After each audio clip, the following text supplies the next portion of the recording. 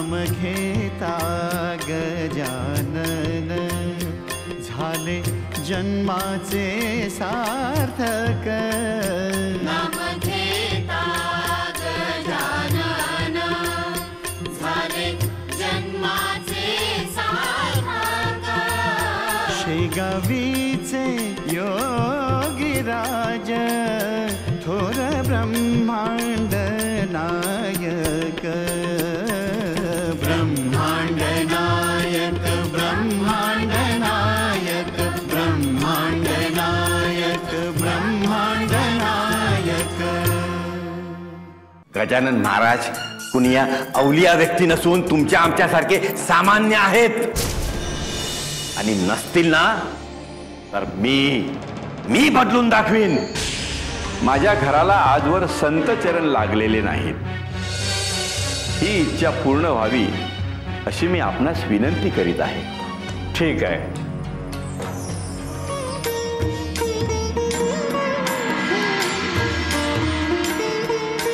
महाराज आता तुम्ही बघाच पुढे मी काय करतो ते। ये हे घे थांब हे घे आणखी घे। गजानन महाराज नाही,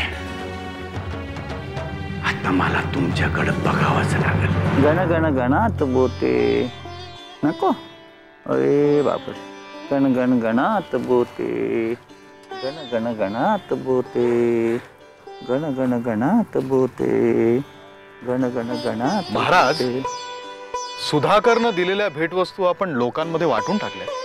हो बंकटा, आम्हाला अशा गोष्टी वर्ज्य आहेत। आम्ही भक्तीचे भुकेले आहोत। उंची वस्त्र दागदागिने यांचे भुकेले नाही, म्हणून या सगळ्या गोष्टी आम्ही गोरगरिबांना वाटून टाकल्या। सोनं काय आणि माती काय आम्हाला सारखीच। होय महाराज, पण सुधाकरनं दिलेल्या भेटवस्तूंचा आपण स्वीकार केला होता, त्यामुळे त्याचं आता फावणार नाही का? तो तर तुम्हाला ढोंगी साधू म्हणत होता। आपण त्याने दिलेल्या भेटवस्तूंचा स्वीकार केला होता, त्यामुळे आपण म्हणजे साक्षात गजानन महाराजांना सुद्धा भेटवस्तूंचा मोह आवरता आलेला नाही अशी कंडी तो गावभर पिकवेल आणि लोक तुम्हाला दूषण कशी देतील ना याची व्यवस्था त्यानं करून ठेवली। आता सुधाकरला काय करायचं ते करू दे, आमचा पांडुरंग जे आम्हाला सुचवेल तेच आम्ही करू। गण गण गणात बोते, गण गण गणात बोते, गण गण गणात बोते, गण गण गणात बोते। वहिनी, नेमके काय असेल का दादाच्या मनात? दादा म्हणाला उद्या महाराज घरी येणार आहे जेवायला, त्यावेळी तो असं काहीतरी करणार आहे ज्यामुळे महाराज खोटारडे आणि ढोंगी आहेत असं सर्वांना कळेल। मलाही माहित नाही ग, ह्यांच्या आत एक आणि बाहेर एक असं असतं। बोलतात एक आणि करतात दुसरंच। कृती झाल्यावर आपल्याला कळतं की ह्यांच्या मनात नक्की काय होतं ते। आई, बाबा कधी कधी दुष्ट वाटतात। अरे बाबा दृष्ट नाहीत रे, पण आसुरी प्रवृत्ती असली की माणूस दुसऱ्यांना कमी लेखण्याचा प्रयत्न करतो आणि त्यासाठी त्याच्या हातून नको नको त्या गोष्टी घडतात। तुझे बाबा गजानन महाराजांचे मोठेपण मान्य करायला तयारच नाहीत। ते सिद्ध पुरुष नाहीत हे सिद्ध करण्यासाठी ते प्रयत्न करतायत। त्यासाठी ते जे सुचेल ते करतायत, पण ते योग्य की अयोग्य हे त्यांना दिसत नाही। ते फार मोठी चूक करतायत। हो वहिनी, तू अशी मुळमुळ का बोलते त्याच्यासमोर? तू तुझी मतं ठामपणे का नाही मांडत दादासमोर? लग्न झाल्या दिवसापासून मी ह्यांना पाहते। आपल्या मनातलं ह्यांना काही सांगायला जावं आणि ते हे ऐकून घेणाऱ्यातले नाहीत हे तेव्हाच माझ्या लक्षात आलं होतं। शेवटी बायकांचा जन्म काय, घर सांभाळणं, आणि मी त्यालाही खूप महत्त्व देत आले। मी ह्यांच्या व्यावहारिक कार्यामध्ये कधीही लुडबुड केले नाही, पण हे आता कहरच करतायत। ह्यांना कोणीतरी थांबवायला हवं, पण त्यांना कोण आणि कसं आवरणार? उद्या महाराज घरी येत आहेत, ते त्रिकालज्ञानी आहे असं बोललं जातं। ते असतीलही, महाराजच त्यांच्या मनातील हेतू ओळखूनही जातील। मला तर असं वाटतं की योग्य वेळ आली ना की महाराजच त्यांना त्यांची जागा दाखवतील। असंच व्हायला हवं वहिनी। बघू उद्या काय होतंय ते.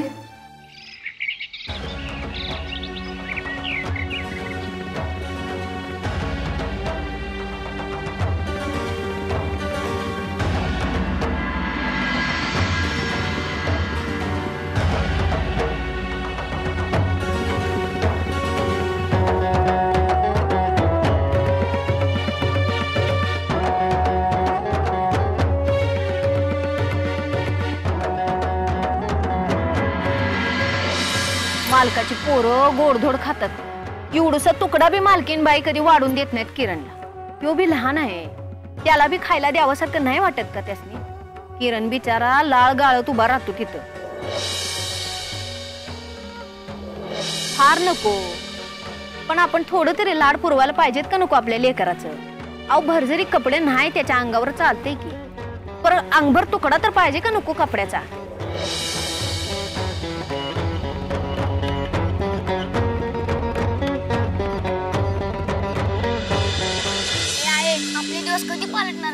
मी तर काय सांगू रे बाबा, देवाच्या मनात असतंय तसंच होतंय. मी सौता माहेराची श्रीमंत नसले ना तरी आमची परिस्थिती एवढी बी काय वाईट नव्हती. पोटाला लागल ते खायला मिळायचं, सणावाराला नवीन परकर पोलका अंगावर असायचं. जे मागू ते कधी मिळालं नाही, पण गरजेच्या गोष्टी कधी मागावे बी लागल्या नाहीत. माझं देवाला गजानन महाराजांना एवढंच मागणं आहे, आम्हाला श्रीमंत करू नका, पर एवढं गरिबी ठेवू नका की रस्त्यावरनं चालताना कुणी बी दगड म्हणून लाथाडल. हे म्हटले होते गजानन महाराज मालकांच्या घरी आले म्हणजे आपले दिस पालटतील. तो दिस कधी उजाडल त्याचीच वाट बघते रे मी. आपल्या लेकराला चांगलं चुंगलं खाया प्या घालायला कुठल्या आईला नाही आवडणार? कधी येणार? येतील रे, ते तरी येऊन काय करतील? तुझी माझी हौस पुरवता येत नाही याचं तुझ्या बाला बी वाईट वाटत, पण तो तरी काय करणार? मालकाच्या घरी राबून अर्ध मेलं व्हायला होतं. घरी आलं की अंग टाकून द्यायचं, सताट डोळ्यानं आबाळाकडे बघत उद्या चांगला दिस येईल याची स्वप्न बघायची. उषा, ए उषा, आता नुसतं स्वप्न रंगवायची काही गरज नाही बघ. म्हणजे हे बघ मी तुझ्यासाठी काय आणलंय. हे नवं लुगडं, हे सोन्याचा हार, माझ्यासाठी आपल्या लेकरासाठी नवी कापड आणलीत. काय म्हणता? आपले दिवस पालटले उषा, खरं सांगते? आपले दिवस पालटले. तुझ्यासाठी नवीन कापड आणली तू? बघू, घाला की घाला. सोन्याची अंगठी, सोन्याची साखळी, भारी दिसते.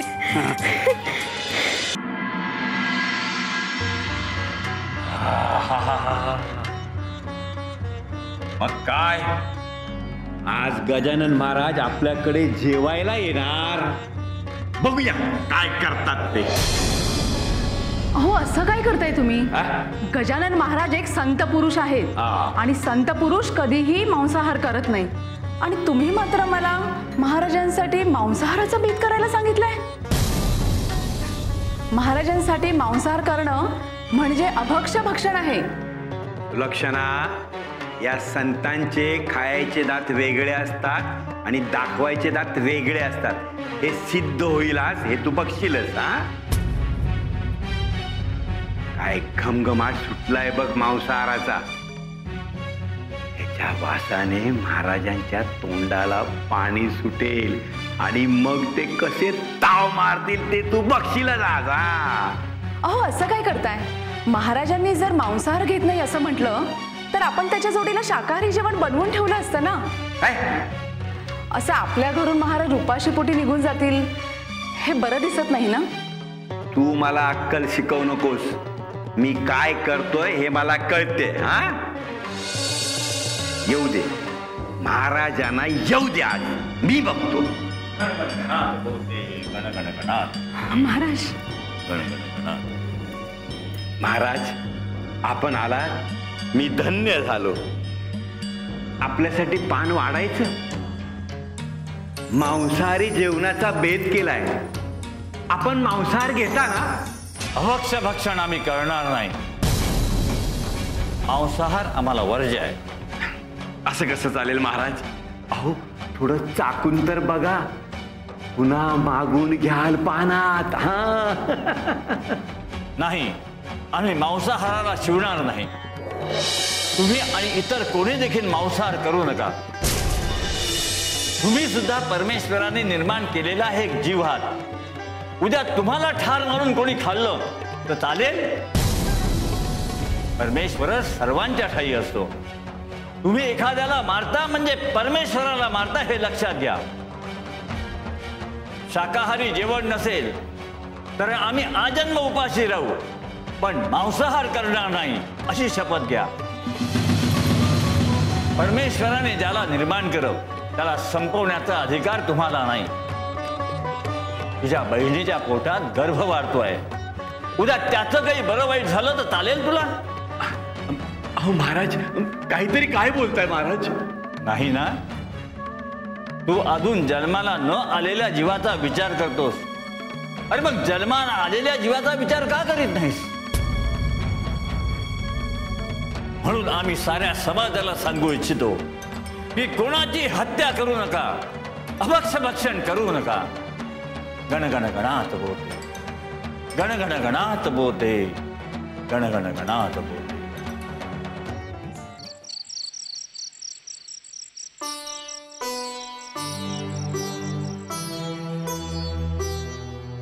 लई भारी आहेत ना. मग मी तुला बोललो होतो नवशा की महाराजांच्या कृपेने आपले दिवस पालटतील. तसंच झालं की नाही? होय, खरंच की. आणि एवढंच नाही, आपल्यासारख्या बऱ्याच गरिबांना त्यांनी सुखी केले. मालकाकडून मिळालेली एकही वस्तू किंवा पैसा त्यांनी आपल्यापाशी नाही ठेवून घेतला. सगळं गरिबांना दान केलं बघ. मग उगाच का ते गजानन महाराज आहेत वे? महाराज कुठल्या बी प्रापंचिक सुखापासून स्वतःला लई दूर ठेवतात. त्यांना कशाचा बी मोह नाही बघा.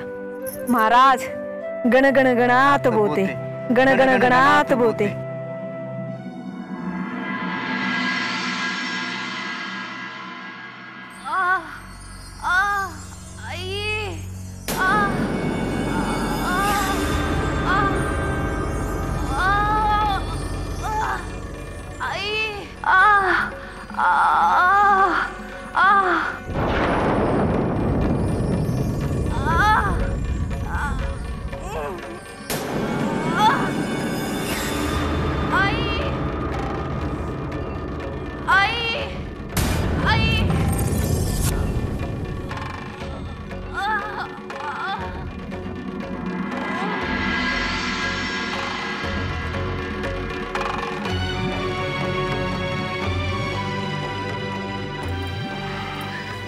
काय झालं?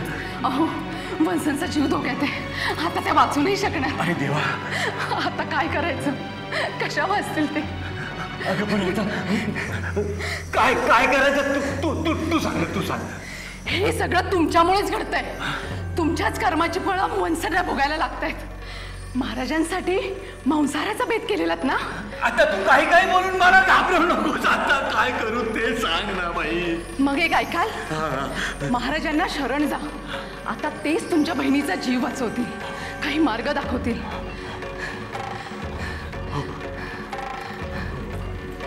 महाराज, आमच्या वंसनचा जीव वाचवा.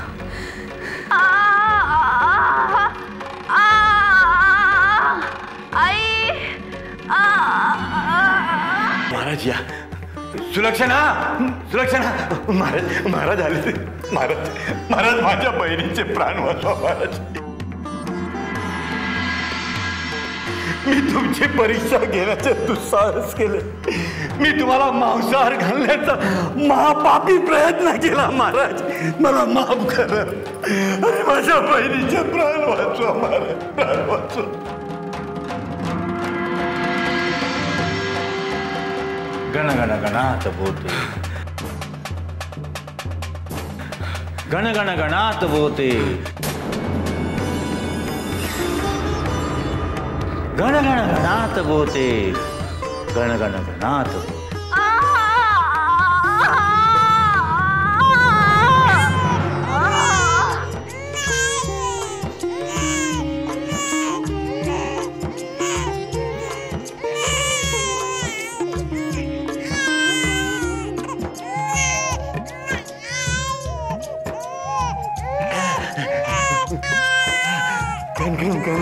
बोलते गणगणात बोलते गणगणात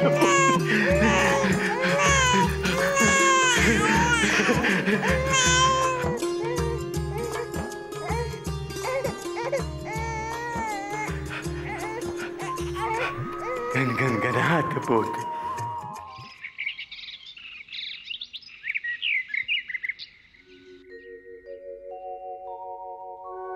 महाराज महाराज क्षमा करा महाराज. मी चुकलो महाराज, मी चुकलो. काय सुधाकर, बाळ बाळंतीण सुखरूप आहेत ना? होय महाराज, आपण आशीर्वाद दिलात आणि माझ्या बहिणीची सुखरूप सुटका झाली महाराज. आता तू तुझी सुटका कधी करून घेणार आहेस? मला क्षमा करा महाराज. कुणीही व्यक्ती संत असूच शकत नाही. मोह मायेला आवर घालणं अशक्य असतं. माणसाच्या मनात इच्छा आकांक्षा निर्माण होतातच, पूर्णपणे विरक्ती येऊच शकत नाही असं मला आजवर वाटत होतं. पण तुम्ही माझा हा भ्रम दूर केला महाराज.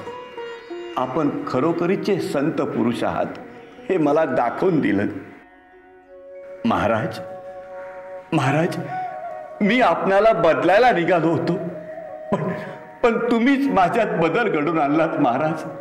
माझ्या आणि माझ्या कुटुंबियावर उपकार केलेत महाराज, उपकार केले. खरं सुख हे साठवण्यात नाही तर वाटण्यात असतं सुधाकर. आपल्याजवळ सारं काही आहे पण त्याच्याजवळ काहीच नाही असा जेव्हा विरोधाभास आपण पाहतो तेव्हा आपल्यात थोडं त्याला देऊन श्रीमंत आणि गरीब ह्यातली दरी अगदी नष्ट नाही परंतु थोडी कमी करण्यास काय हरकत आहे सुधाकर?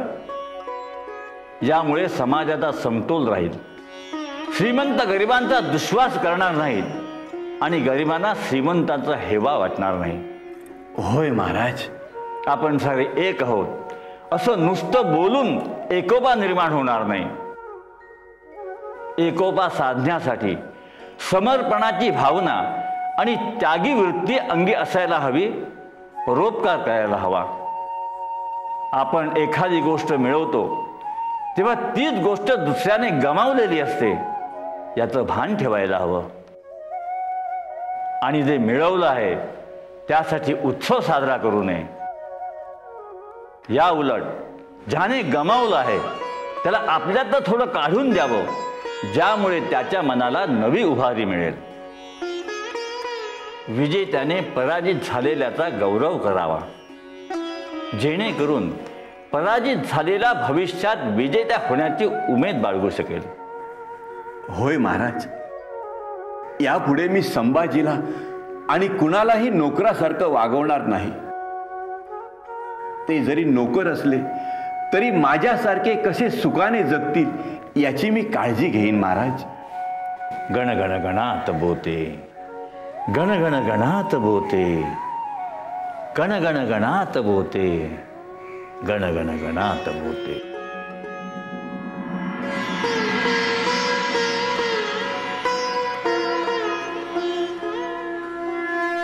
श्रीमंताने आपल्याजवळ जे जास्तीचं आहे ते प्रयत्न करूनही गरीबच राहिलेल्या समाजात दान केलं तर समाजातील श्रीमंती गरिबीतील दरी दूर होण्यास मदत होईल.